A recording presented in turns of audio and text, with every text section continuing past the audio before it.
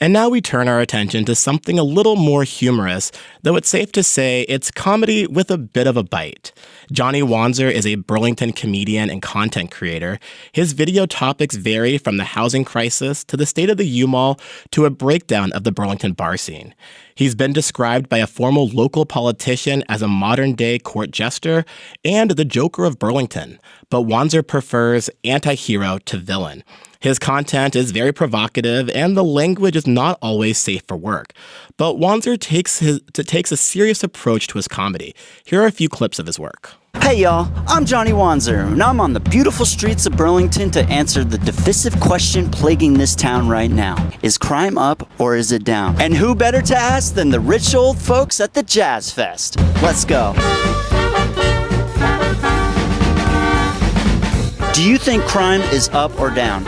Up. Down. I think it's the same. I have no idea. I think crime everywhere is up. Depends on where.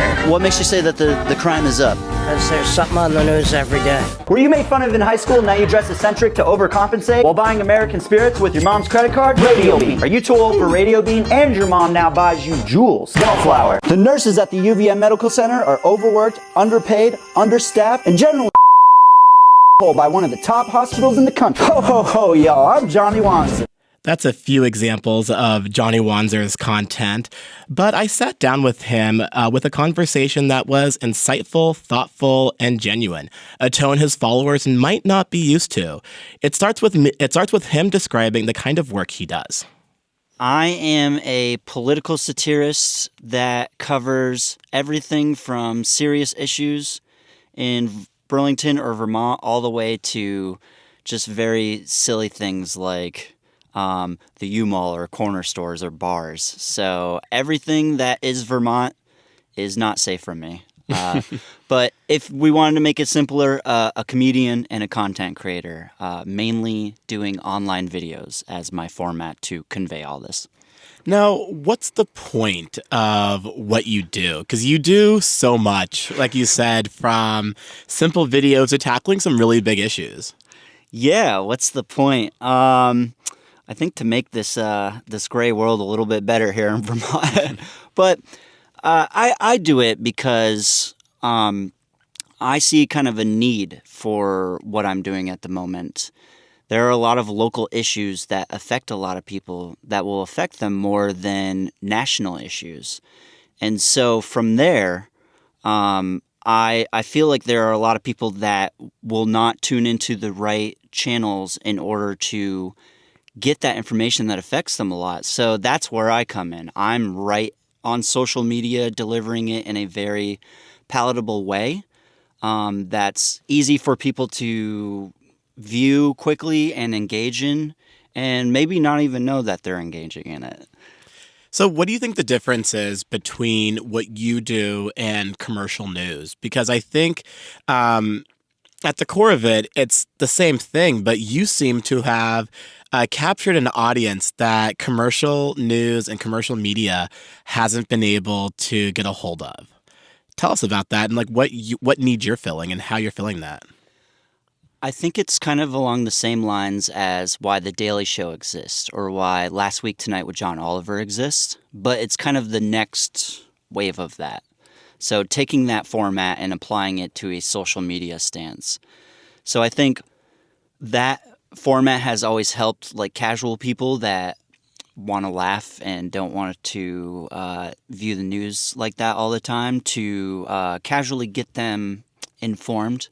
But for me, I'm doing that on social media platforms, and I'm also like a cult of personality, if you will, to these people. Like, I'm a real person, and like I'm one of them. And because I'm not backed by any commercial interest, people know that they're getting my honest opinion, whether they agree with it or not. They can trust that it is completely uncensored. You've come a long way since one of your original videos, the Old North End Anthem. Let's take a listen to that.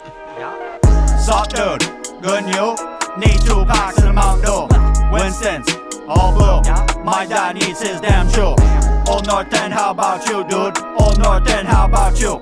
Old North End, how about you, dude? Old North End, how about you? So that's an idea for our listeners. When you hear that now, what goes through your mind? I'm just really proud of it. You know, it was funny that when we were listening to that, it reminded me of this video that this kid sent me. He put it on his TV in front of his parents to like film their reaction to it. And I just remember like the mom just being like, why's he gotta swear so much? And the dad is just like chilling in his seat like this. And he's like, this is freaking awesome. How do you reflect on this?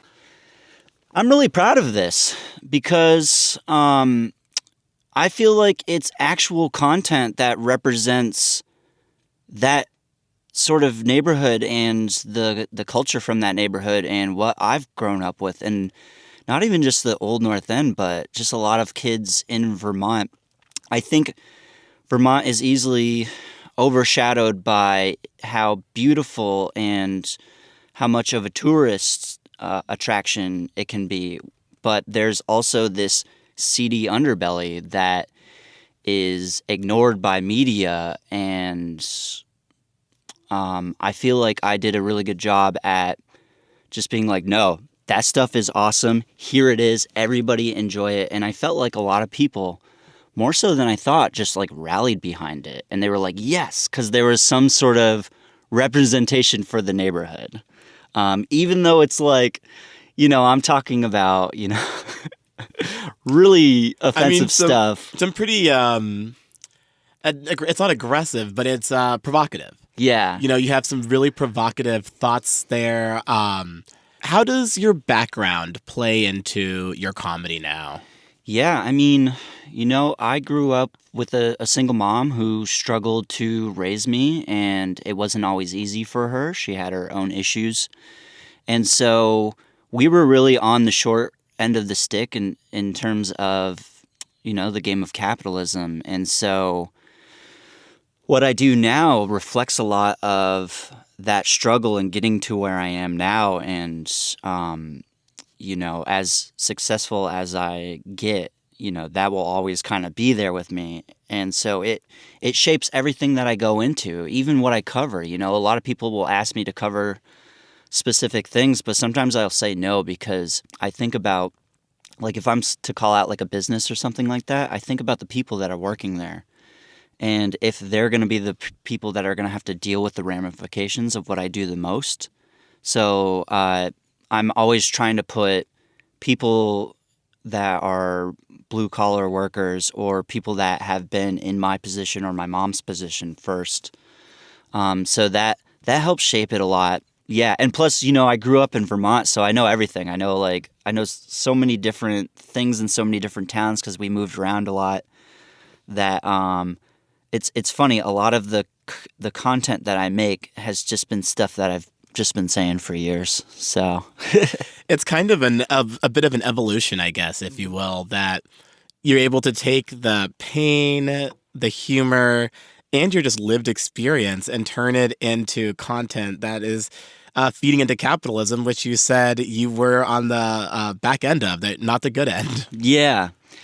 Yeah. I feel incredibly grateful for where I am now. And I do recognize that, like, I'm very privileged, especially with how, like, successful this has been, like, statewide. But, like, I really want to not lose focus of who I've been the majority of my life with that. And I really want to, when I have the opportunities, give back to the community that has lifted me up. It's kind of symbiotic. It's like I did that, and then they lifted me up, and then I continued to do that, and they continue to lift me up. It's a really cool and unique thing that I have found in my life that makes me happy like nothing else can. What's been your most successful video? Either that Old North End video, or it might be the UVM video on TikTok. Mm-hmm. Let's talk about the UVM workers that you did. Yeah. Where did that idea come from? Yeah, so about a year ago, I actually was doing a thing on UVM College. And so what I did was I kind of put out a story asking students to tell me their gripes with the school, what's going on, trying to put my feelers out, like what's going on with UVM, because I had heard things here and there. And through that process, some people got confused and thought I was asking about the hospital side. And a lot of people got confused. But then I started reading what they were sending me, and I was like, there's some interesting stuff going here, and stuff that like I want to cover and I'm passionate about. So I put it on hold, and then I revisited it back in October or November, and kind of went from there. I did the same thing. I just kind of put out the feelers. I was like, hey, if you work at the hospital or you used to work there and you have something you want to say, let me know. Permanent nurses make about 3 to 4 times less than a traveling nurse does for the same job. Hell, some of my food service homies make more. No, hey, get that bag. But while $55K a year after taxes is kind of base, it falls way below the US average of $82K. Now, as we've talked a little bit, some of what you do is very provocative in a way that attacks individuals, businesses, organizations. How do you balance or do you balance your opinion and your personal feelings and what most people would call facts? Yeah, so I make sure that my research is thorough and that I truly stand behind it. But in terms of like censoring myself, I will only do it if it affects like people at the lowest level of a job.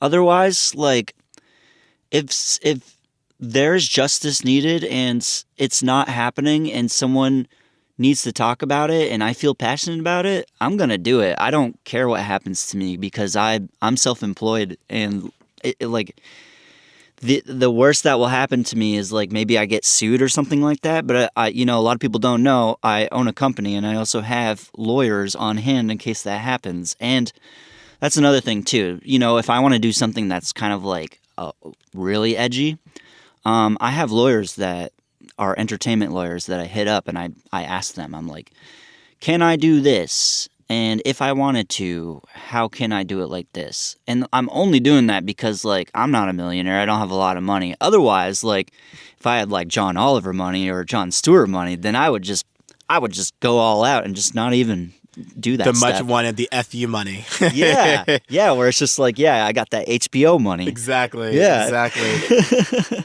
What does the future of Jonny Wanzer look like?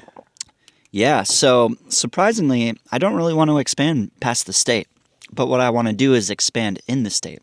My content obviously will expand to like different areas, and I'm starting to do that now. Another thing I want to do is I want to start producing other Vermont content creators that have a similar feel to me, and I'm producing a new show called Off the Rails, which is similar to my Man on the Street thing, where they go around to different Vermont events that are kind of gritty and fun, like St. Albans Wrestling or like Monster Trucks in Rutland, and just interviewing people and kind of just going over these weird subcultures that are kind of overlooked, but, you know, with a funny twist on it. And we also have our own cerebral twist that will differ from other man on the street type content that you see that I feel is really cool and has a lot of value. So I've been excited about that, but I don't want to spoil it. Okay. Because it brings this whole kind of like Nathan Fielder element to it. By diversifying like this, we will all be able to kind of like coexist off of each other. Like for me, a great example of why I'm doing this is not only do I want to bring more content and help creators around here and just like have more cool Vermont entertainment because it's the best day in the union, facts. Having this kind of like network of gonzo journalism or media, if you'll call it, with like different people that can bring in things here and there. I think if we all work together as these independent creators, we can all sustain it and do it full time. What does success look like for you, and what does it mean to you? I mean, as somebody who came from, I guess, humble beginnings, to not put words in your mouth, what does success look like and mean, and have you achieved it, and will you ever? I think success is forever shifting and forever changing, and this project, I've definitely reached levels of success. And I think it looks like you put your heart and soul into something and it's received beyond your wildest imaginations, whether how big or small that is. Having Vermont Edition ask me to come on and talk about my story, that's a success.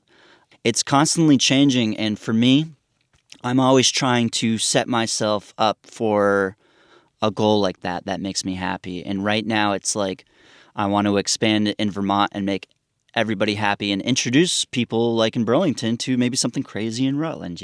That's my new goal right now. And then the other goal is like I want to lift up these other creators and see them have the same, if not more, success than me. I don't know what it is, but producing and doing that makes me happy, and I think that's what I define as success. Does any part of your future journey scare you? Oh, yeah. All the time. I mean, anybody who owns their own business and doesn't make a lot of money, like, it's scary, It's like you never know. I mean, there are some times where you're just like, is this going to sustain itself for that much longer? And especially when you're in the content creation world, will I be irrelevant in 6 months, a year? And also as a creative, it's like, am I going to get burnt out doing this? Am I going to have to adjust with trends? And will I enjoy doing that? Will I want to do this forever? It's important to appreciate the journey of the success that you're trying to achieve and to really just appreciate it. I didn't start out wanting to be King of Vermont. I started out wanting to be, nationally famous, but I really got to just actually live in those moments and really see what I was doing with my work accidentally and then not accidentally, on purpose. And I saw how much the community wanted it and how much it was helping people and how much it was helping my life. And and I think you might find along the journey to your dream that what you actually want is along that journey. So I would say I guess this is the cliche thing, don't take things for granted, but just really keep yourself open to that stuff and really appreciate it. If you are an artist or a creative that's coming up right now, don't forget your humble beginnings and don't forget to just really appreciate that and don't become pretentious and full of yourself. Stay humble. Stay humble from Jonny Wanzer. Final words. Jonny Wanzer, thank you so much for joining us today. Thank you so much for having me.